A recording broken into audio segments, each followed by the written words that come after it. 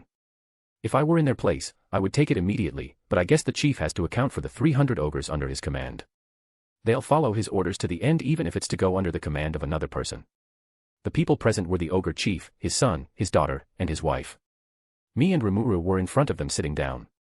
It wasn't a tense atmosphere, it was more friendly than anything else. I think I'm putting too much thought into this. They clearly look like they'll accept Rimuru's offer for names. There was tea on the table in front of us. I tasted it and I had one tiny thought about it. This tea needs a lot more sugar and then it would be perfect. There's nothing like a nice glass of cold sweet iced tea on a hot day. Rimuru spoke first to the ogres. So what do you want to talk about? There's not much more to discuss from last night during the feast. Oh, I've already decided to accept your offer. We just wanted to know how long this will take and if you really know the risks involved with naming monsters. The ogre chief was taking the lead for them in this conversation. Risks. What risks are there in naming monsters? If you name too many monsters at once or an already strong monster without recovering enough, you might not recover the magicules you use. It's a good thing Rimuru is not normal and this problem won't concern him for long. It's fine. You guys are basically full-on residents at this point. There'll be no problems. All of the other villagers have a good impression of you. I wouldn't just completely brush off what the ogre chief said, but it's his choice. With that being said though, I can't name all of you in one sitting. This will take a few weeks at best. So we can start off with just a few. Are there some ogres that you want named first? I'll stop you there, Rimuru. Give me a few minutes and I'll pick out some ogres that would be very good candidates to name. Are you able to pick out the strong ones, Arttoria? Yes, and also the talented ones. Some of the ogres have more to them than just pure strength. We shouldn't focus on just strength, there's many talents that will help everyone in the village. I left the meeting place and went out to look for some ogres. The future named Cheyenne, Sui, Hakuru, and Kurobe. Benimaru was already with Aramiru, so that's one done and I will be the one to name Shuna. It wasn't hard to find them and convince them to come with me. A few minutes later, we were back at the meeting. Are they the ones, Arttoria? Aramiru asked me once he saw them. Yes. You can name them all right now and go into rest mode or space them out throughout a few days. Whatever you choose, these will be the best ogres to name at first. The ogres I brought over were calm on the outside, but I could tell they were surprised that all of them were getting names. They looked at their chief and he just nodded back at them. Chief, do you have a problem not being first? Rimuru asked the chief and I assume he thinks that he should go first just because he's the leader. It doesn't matter to me. I just need to be patient and wait for my turn. I know it will come eventually, so there's no need to feel any sort of negative feelings. You heard him, Aramiru, and since you want to name many at first, then name his son as well. I'll name his daughter. They would normally get all excited, but everyone in the room suddenly looked at me and the princess. She was trying to cover her face from all the stares, but it only made it worse, especially since her blush could clearly be seen all over her face. I then remembered what happened earlier in the day, and this basically confirmed for me that everyone in the village knows what happened and has some thoughts already. And now with me saying I was going to name her, it just solidified whatever they thought about me and her. I said I was going to try to take it slow, but I just had to say that I'm going to name her while her parents are right here. They're going to be treating us as if we're already together now. I saw her mom just lost in her thoughts while having a dreamy look on her face. She's thinking way too far ahead again. Oh. Note. Question, breakfast burrito or a regular burrito? Personally, I choose breakfast burrito. Chapter 25, Chapter. Rimuru named the 5 ogres and promptly proceeded to shut down again. It will be a few days before he gets back up. I guess even with one less ogre to name, he was already severely overextending his magicules. I also named the princess, which gathered a lot of attention from everyone present, except Rimuru since he was in sleep mode. We now have the gang together. Army leader extraordinaire, Benimaru. He looked more human after his evolution to Kijin and the red tint on his skin was gone. His horns got a little smaller and were a very shiny black color more than obsidian. Espionage master, Sui. Also looking more human. He became a lean and young-looking man. He has that calm and collected air around him that spills out confidence. Moving on. We have swordsmanship trainer Hakuru. If you compare him to his old self, he probably got the biggest upgrade in the looks department. He looks like a middle-aged man and his horns have shrunk down a lot. His facial features became more defined than before and he is rocking that goatee. Then there is the future blacksmithing master Kurobe. He is a very normal-looking man with black hair, and if it weren't for his short white horns he would be mistaken for a human. Not really much to say here, at least right now. Then there is the future best and first secretary of Rimuru. Self-proclaimed and is actually more of a bodyguard. Cheyenne. What do I say here? Her horn got narrower and she doesn't have the purple tint to her skin anymore. Her hair is longer.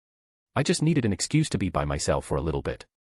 I was sitting on the hill that overlooked the village and it was truly a sight to behold. The ogres are really helping with the buildings.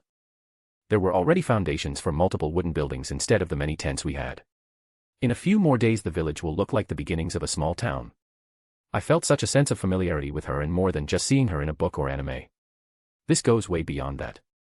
I know we had a sort of bond or closeness before, but this was dialed up to 11 after naming her. That feeling of intense attraction for her was something completely different that's hard to describe. I think it's best if I just let things take their course for now. I feel like my emotions are disrupting my better judgment and thoughts right now and it's not making me think clearly. I'll sit here for a little bit to calm down. //////////////////////////////// A few days passed since then and not much has happened. I was just going around and pretty much making sure things were running smoothly and receiving updates about things happening around the village. It was only small things right now, but when we eventually get a more proper structure, that will be the time to make decisions that will really start to influence the entire town and the people living in it. I've already assigned the new Kijin to their new respective roles. Kyurobe to blacksmithing where he immediately found a kindred spirit in Kaijin. Benimaru as a general, but it's not much for now, at least numbers-wise, since our army is still growing. Hakuru as our trainer who gave some of the hobgoblins a light training session so he can get more familiar with them. Sui as a ninja which he seemed to take a little too seriously. Then there was Cheyenne. She stubbornly decided to stay close to Rimuru until he got back up, which should be today. Then of course there was Shuna. Right now she was in charge of making clothes as well as teaching and passing on her skills to some of the Goblinas and others who wanted to learn. Kaijin and Kyurobe were like machines these last few days. They were churning out a lot more stuff. Our technology made a significant leap in some areas like making clothes and weaving, which explains almost everyone in the village getting some sort of new outfit. I know Kaijin and Kyurobe were likely enjoying the work, but if I didn't know better I'd be stopping by to make sure they were doing okay. Overall, things were looking pretty good, as long as the massive orc army rampaging throughout the forest was ignored. But that can be said for anything.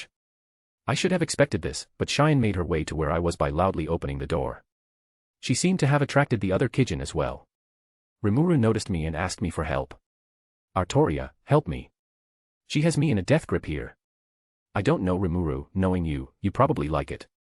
Her hugging you very closely makes it worth it for you. At first it was, but then she went a bit too far with it. Rimuru paused after hearing what he just said. No wait, hold on. That's not what I meant. A bit too late for that, Rimuru. Just accept it and move on. Also Cheyenne, would you kindly let Rimuru down? I asked, nicely, and she quickly put him down. As soon as she did, Rimuru quickly switched to his human form. Alright, so when do I name more ogres? Rimuru, no. Bad idea. With the upcoming Orc Army, you can't afford to just be spending time in rest mode. I recommend naming them after we deal with the Orc Army. For now we need to make some kind of plan. Benimaru spoke up, expressing his concerns for the Orc Army. The Orc Army massively outnumbers us. They can just easily surround us with the advantage they have with their sheer numbers. You're right, Benimaru, and normally with a conventional army it would be equivalent to feeding an army to a meat grinder, but that doesn't matter when we have forces on our side that can easily kill a few hundred orcs at a time. Also make sure to remember that they're being led by an Orc Lord. Kill the Orc Lord and the rest will fall. I got up and addressed the other Kijin here. Alright, we will meet in some days to have a more proper discussion. For now, take a moment to break the ice with Rimuru, so y'all can get to know each other better. I left the room and left Rimuru with the Kijin. I don't think Benimaru needed it, but it never hurts to get to know someone more. Speaking of getting to know someone more. There's Shuna. She wasn't there in the room with other Kijin, but I think it's for the better since I definitely would have been distracted. How do I bring this up? If I was feeling all that after naming her, then she must have felt something very similar. Is she trying to do what I did by doing something else to calm herself down and collect her thoughts? I'll talk to her about this after the Orc Army is dealt with. For now, the Lizardmen should be sending Gabaru around trying to recruit as many people as possible to fight against the Orcs.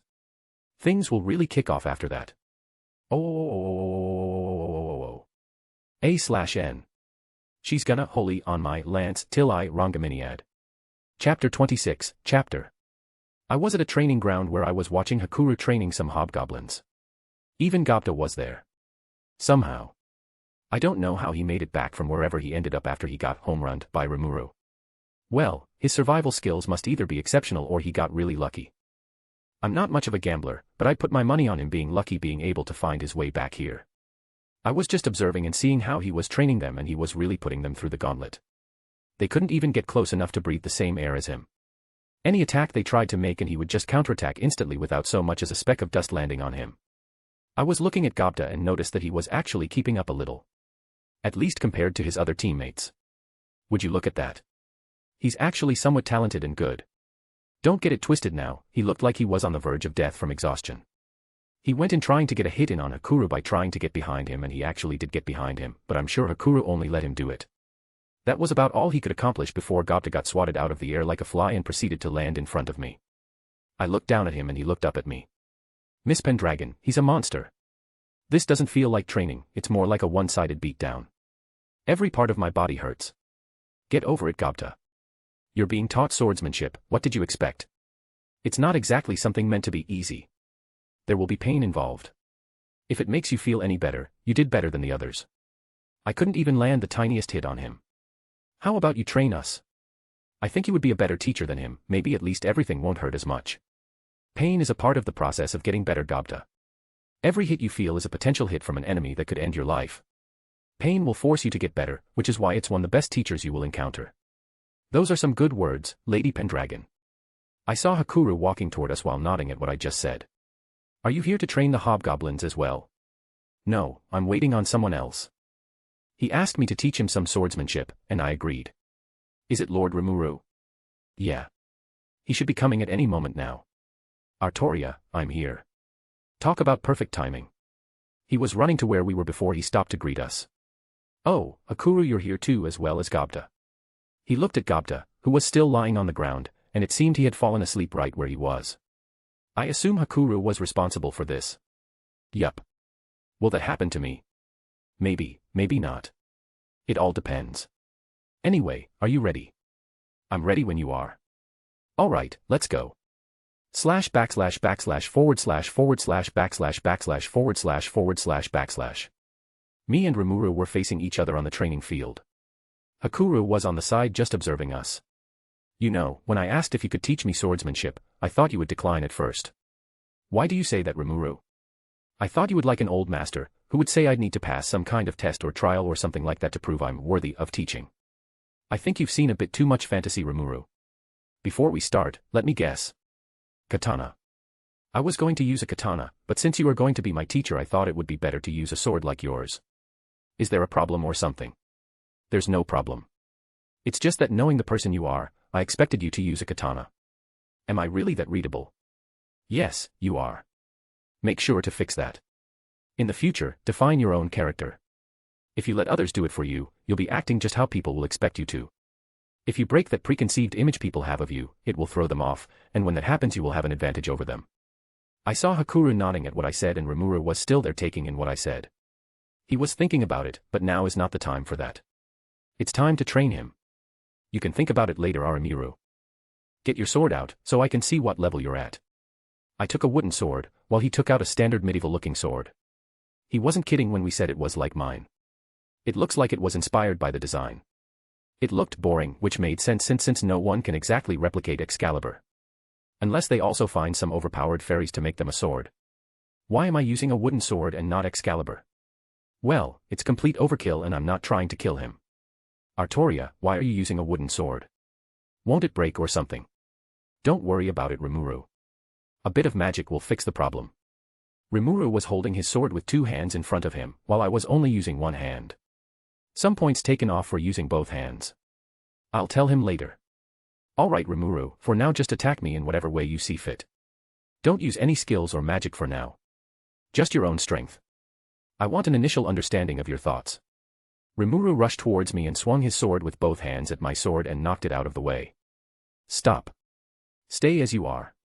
I told him as soon as he finished his attack. I withdrew the wooden sword. Rimuru stayed still and had both his arms across his body in a diagonal slashing motion. He looked up at me confused, wondering why I stopped him after just one swing. Question, Rimuru. What is the target of an attack in a sword fight? Ah, the enemy. Right. So why did you focus only on the sword and not me when you were attacking? It made sense. Was I not supposed to do that? Alright, let's break it down from the beginning. First of all, that swing you just did had way too much power than what was necessary in this scenario. We're not trying to hit a home run here. Also, look at how you're positioned right now. Your sword is pointing to the ground and the side of your upper body is exposed and left defenseless. Any swordsman would get an easy hit on you like this. So what should I do then? First, don't use both hands to hold your sword. Don't get me wrong, you can do that, but don't treat it like it's heavy and clunky. It's not. You can move it more dexterously and quickly than compared to other swords. Like a rapier, for example. Alright. So why is me hitting your sword bad? It's not bad, it's just the way you did it. Your main target should be the person, not the sword. With that being said, there are certainly times when attacking the sword is a viable strategy, but it should only be a light swing, not what you did. Let me show you what I mean. Get in position again. Rimuru went back and this time he was only using one hand. He held his sword in front of him like he was defending. Rimuru pointed to me. Rimuru did as I said and pointed his sword at me in a straight line. Pay attention. I rushed up to him and did a light swing, more like a light tap, near the tip of the blade which caused it to go to the side and I quickly poked his chest with the wooded sword. That's an example of what hitting a sword should be like. I cleared your line and went in for the kill quickly. Make sure to hit near the tip of a sword. That's the weak part. The strong part is near your hand where you're holding it. You're going a little in depth, Arttoria. It might be a bit much to take in. Rimuru, we've only just started. Right now I'm just showing some simple stuff, but it's important to teach you the basics and fundamentals. After that we'll take it up a notch. We're not even using magic or skills right now, but we'll get there eventually. You have to deal with the boring stuff first before you get to the fun stuff. How long will this training session last? I'm not going to tell you.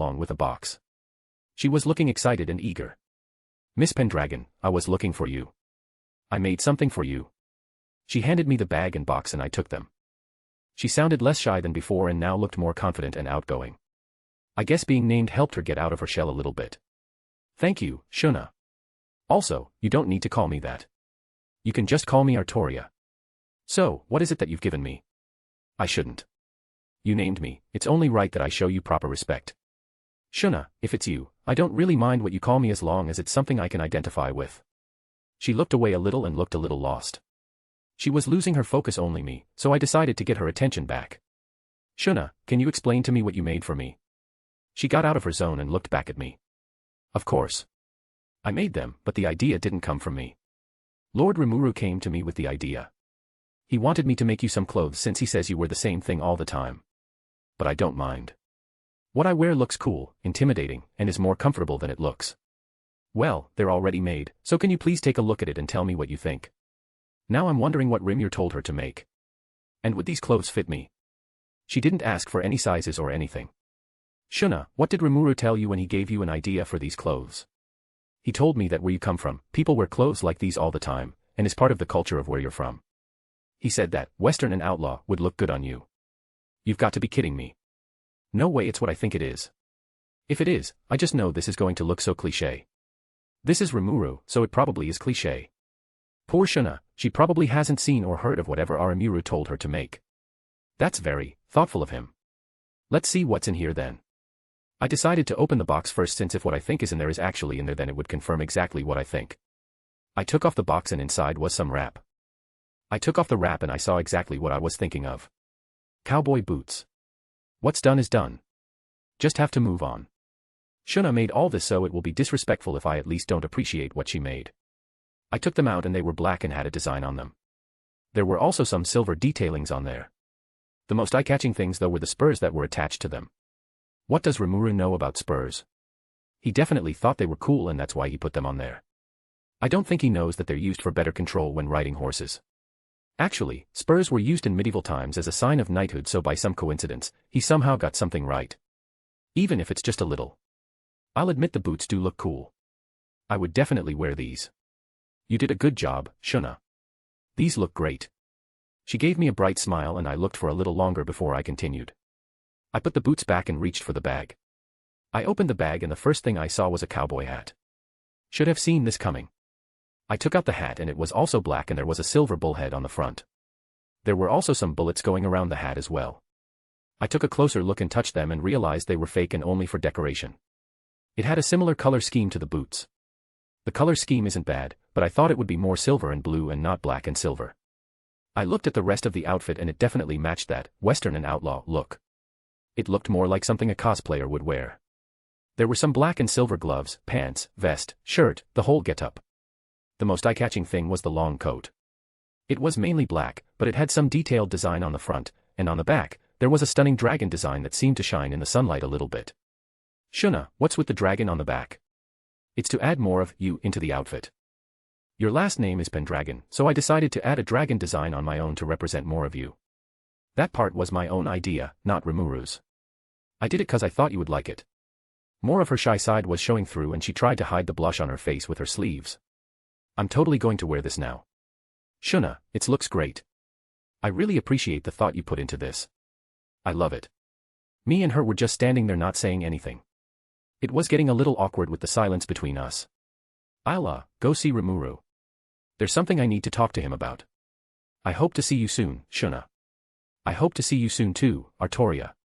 She froze a little and blushed as she realized she didn't address me properly. You said my name. I was a little happy, even if it was unintentional. It meant she wanted to be more casual with me, but she felt duty get in the way. I didn't mean to. Shuna, I already told you that you don't have to be so stiff and formal with me. That's only for everyone else, not you. We looked at each other in the eyes and once again I was getting that feeling. I wanted to get closer to her, but I decided that now was not a good time since we were in the open. I'll go talk to Rimuru now. I'll see you around. Shuna just gave me a little nod in return as we parted ways, with my gift from her in my hands. // // / I was making my way to Rimuru, who was in an office. I was wearing the outfit Shuna made for me and as cliché as it looks, I have to admit, it looks really cool. When I looked at myself, I really did look like some kind of outlaw. I looked more like cosplay, but it looks cool and maybe intimidating in the right circumstances. There's even a bandana as part of the outfit. Rimuru really tried to get in all the little details as he could. I was going to him carrying the wooden case. I might as well go all the way with this whole thing since it's already gotten this far. I opened the door to where Rimuru is and see that is seated at a desk talking with Sui. Arttoria, what brings you here? Rimuru paused as he looked at me and what I was wearing. You're actually wearing it. I knew you would like it. It looks awesome on you. Shuna is a miracle worker in making clothes. I thought she would have trouble making it since my descriptions were kind of vague. About that, Rimuru. I think your perception of Western and outlaw, as you put it, is modeled from a bit too many movies and TV shows you've seen. Enough about that, what were you talking about? Sui was telling me about the Orc Army. I sent him out to investigate and he was reporting back to me. And what did you find, Sui? I counted 200,000 orcs. They are marching together and are making steady progress through the forest. They seem to be headed to the marshes where the lizardmen live. If there is a fight, the lizardmen don't have much hope for a victory. Good job, Sui, continue monitoring the situation and get as much information as possible. Me and Rimuru are going to have a little talk. Sui left in an instant. Blink and you miss kind of deal, but it's expected of him, so nothing that's surprising. We'll need to address that as soon as possible, but for now pay attention to me. Does this have something to do with that case you have there? It does. You know how you said you were a fan of the Wild West, cowboys, and stuff like that? Yeah, you said you were from Texas, so that's what I thought of at first. Actually, the Wild West didn't really include Texas all that much, it involved other states and territories during that time period, but I digress. I think you'll get a kick out of what I'm about to show you. I put the wooden case in front of him and his eyes were glued onto it. He was in extreme anticipation. Wait, hold on. Is what I think is in the box actually in there? He was starting to get excited and I just gave him a little grin as I opened the case. Aramuru just stared in awe looking at what was in the box. They are the guns. The cool cowboy guns. They're so awesome. He sounded like a kid on Christmas morning. Is he an otaku about this kind of stuff? So what do you think about them, Rimuru? Pretty cool, right? It's more than cool. I've always thought of what it would feel like to shoot guns like these. I'd be all like pew-pew shooting from the hip and all that. Yep, definitely an otaku for this. What kind of guns are these, Arttoria? I thought you'd know already since you seem to have an obsession with all this, but if you want a rundown, I'll give you one. I picked up one the guns. They were all revolvers that were famous in the Old West, except for one, compared to the other two. The first gun I picked up is probably what most people imagine when people think of the Wild West. This one here, Rimuru, is the Colt single-action army. Known more famously as the Peacemaker. This can come in various barrel lengths and shoot various calibers of bullets. This one has a barrel length of 7.5 inches and an overall length of 13 inches. I had Kaijin do some engravings on this one since it's mine and I wanted it to stand out more. I did some tricks with it like spinning it around with my finger and Rimuru was eating it up. I put it down and picked up the next one. This one here is the Remington New Model Army. A single-action, 6-shot revolver. 8-inch barrel length and an overall length of 13.25 inches. It shoots balls, but if you convert the cartridge you can shoot bullets of different calibers. This one is also engraved. I put down my revolver and picked up the last one. Whoa, Arttoria, that one is a lot bigger than the other two. Yes, it is, Rimuru. You probably don't know about this one, but I do. This one is the Colt Walker. A single-action revolver. This one is a replica version instead of the original one since the original had some problems with it due to its size. The original shoots balls, but this one can shoot .45 black powder magnum. A barrel length of 9 inches and an overall length of 15.5 inches. I assume that one is the stronger of all these three. If it's just power, then yes. For its time it was one of the strongest handguns made, until Magnum came along. It was also known as a horse gun, but this one is more symbolic than the other two. What's so special about that one? It's the official handgun of Texas. I gave him a little grin as I told him that. Are you being serious? Rimuru, trust me when I say that that is not even scratching the surface of how much people like guns there. Not that it matters since we're in a new world, but my point still stands. Do these guns look nice and cool?